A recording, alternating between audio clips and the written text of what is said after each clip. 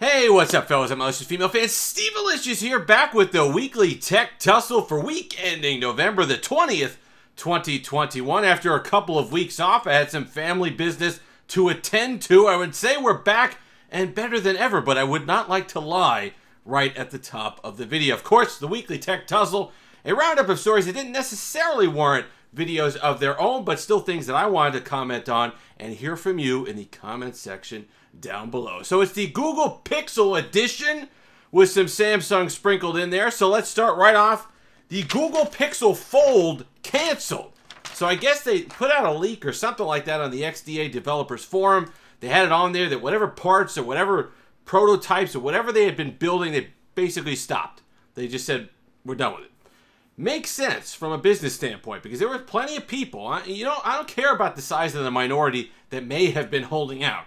But there were people on Twitter, you could see them on the forums, that were holding off on buying the Pixel 6 or the Pixel 6 Pro because they saw what Samsung did with their foldable devices, and they say, you know what? Let's see what Pixel's able to do. So I'm going to hold off until this imminent announcement of the Pixel Fold before I dive in with the Pixel 6. And Google's like, it's already tough to bring phones to market. You have manufacturers scrambling to get enough chips for their main lineup. So to introduce a new phone was going to be an uphill battle as it was just sourcing enough stuff to meet demand for it. So if they had no intentions of making it this year, just say, hey, listen, there's nothing. Go ahead, get your Pixel 6, pick up something that's already on our shelves. I think it's a smart move for them. That way, and there were people holding out. Let me know if you were one of them down in the comment section below. If you were saying, well, I'm going to hold off on the Pixel 6 or the Pro because I think something really cool is coming with the Pixel Fold. On the flip side of that, you have Samsung right around the same time as the Pixel 6 Pro coming out. You had all the hype and talk and reviews of that phone. You had Samsung coming out with the leak of the S22 Ultra, which is essentially a replacement for the Note line that got a lot of people excited. Pen inside the device. Kind of the squared off designs. That's no coincidence either. They could say anything they want. All the outrage. Oh, we're trying to find the leaker. We're going to bring them to all the rest of it. Listen, I'm sure Samsung is out there right now as we speak searching for the real killers. They wanted it. They wanted it to leak. They smelled blood in the water for the Pixel 6 Pro.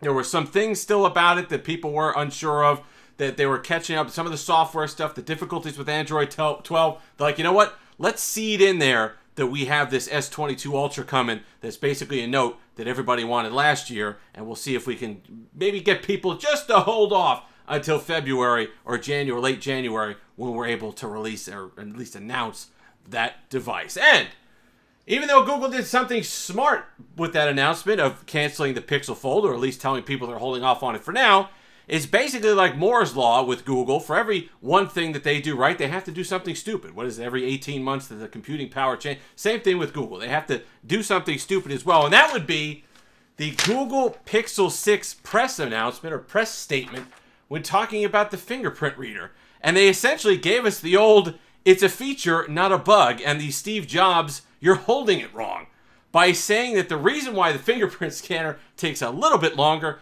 and doesn't work quite right is because it's more secure. So it's working that extra security in the background before it actually unlocks your phone. And